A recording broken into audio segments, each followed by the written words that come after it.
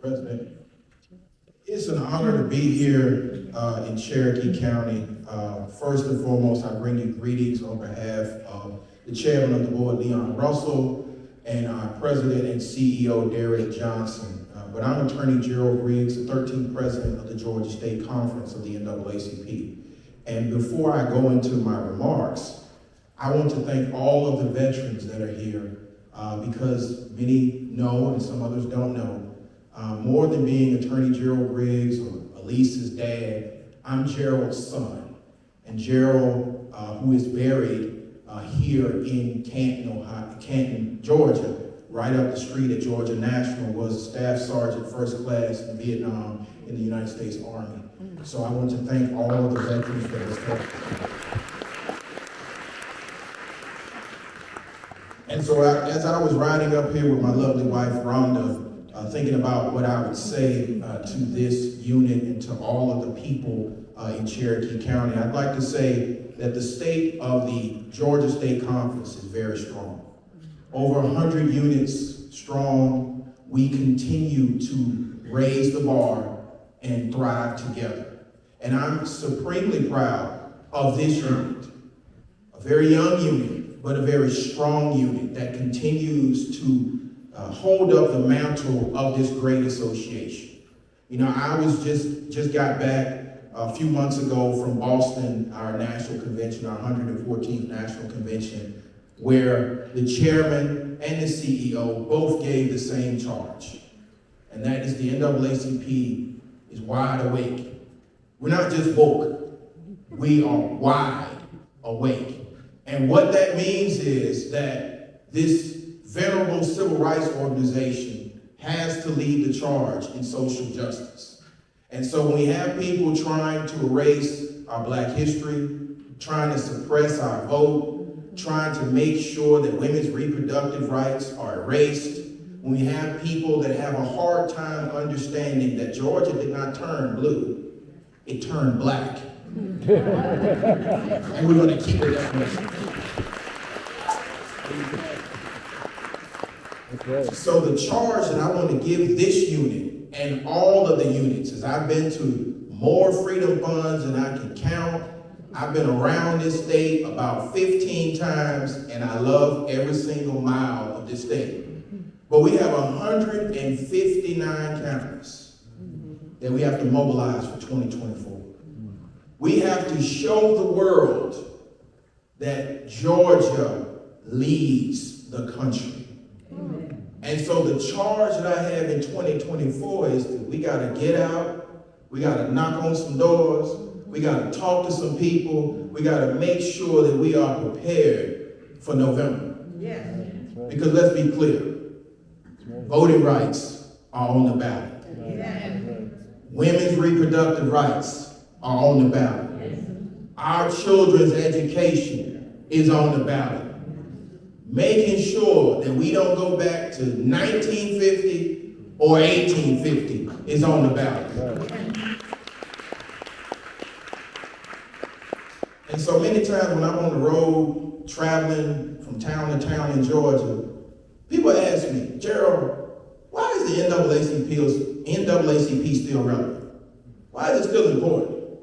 And I tell them, well, I'm not going to tell you what we did in the 20s, the 30s, the 40s, the 50s, 60s, the 70s, the 80s, the 90s, or the 2000s.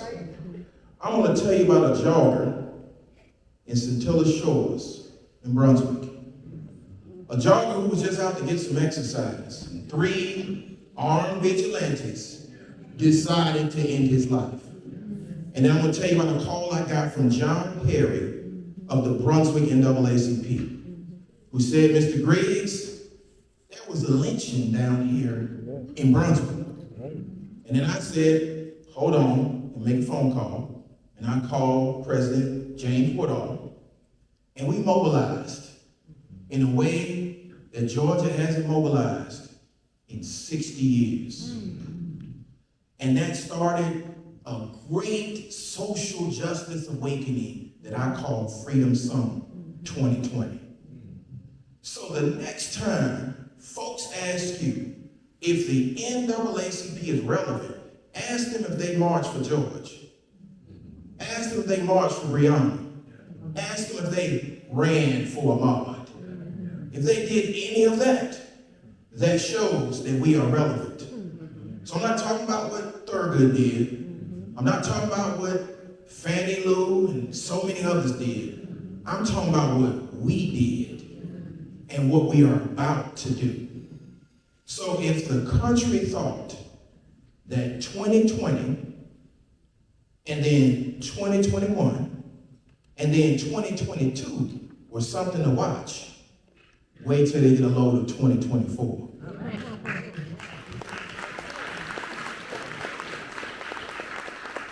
Because not only did we march to the courthouse and send 3 white vigilantes to prison for life, but then we turned around and marched to the ballot box and sent a young Jewish senator and a young black man, my frat brother, from a little town called Savannah, to Washington twice.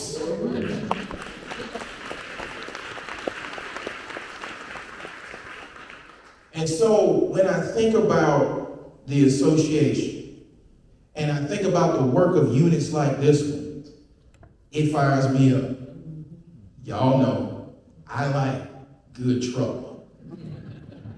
I like to speak truth to power, but I can't do that without support and the work of these units. And so whenever I'm asked to come, I'm going to come. Whenever we need to get in some good and necessary trouble, I'm going to be right there. Whenever folks have to go to jail, I'm going to get you out. But I need for this state to understand something. We are the grandchildren of Martin. We are the venerable descendants of slaves. But more importantly, we are our ancestors' wildest dreams. I'm going to give you a last thought here. You know, I think back 6 generations ago. Think back to a young man that was on a plantation in Georgia, Shadydale. And I think of him looking across the annals of time for 150 some odd years to see medium height, thinning on top of his head, civil rights attorney. And him thinking, my great-great-great-grandson is going to tell this state to be what it says on paper for everyone. And then I think about my 15-year-old. I think about all the rights that she was born with, now being stripped away. And I look at the faces in this crowd, and I think to myself, we're in good hands. Because we're not going to let it happen. Not today, not tomorrow, not ever. So the charge is this. Yes, the dream has been deferred. But that doesn't mean we're not going to achieve it in this generation. Martin has gone on to sleep. He told y'all he'd been to the mountaintop. He looked over and he's seen the promised land. But he also saw us getting to the promised land. And so in this generation, under the leadership of units like this one, we're going to get to that promised land. And we're going to make sure that our children understand what it took to get there. Because black folk have been fighting in this country since 1619. We were the first ones to die for the dream of America. And we are always the ones who tell America to be what you said to everyone. So as the 13th president of this association, I look forward to seeing y'all in 2024. First, we're going to be down at the Gold Dome for 40 days, reminding them we turned Georgia black.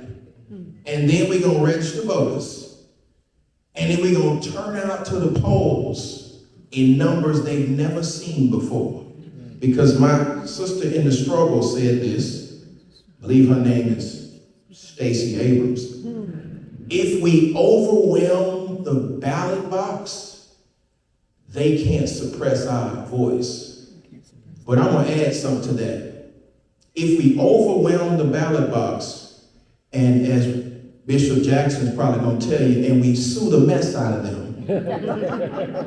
we make sure that they district right, they count every vote, and that we win every election. So I look forward to winning an election, as we already have won several court cases, and I look forward to coming back here next year talking about what we already have done. I'm Attorney Gerald Griggs, 13th President of the Georgia State Conference, and I look forward to more peace and power. Thank you.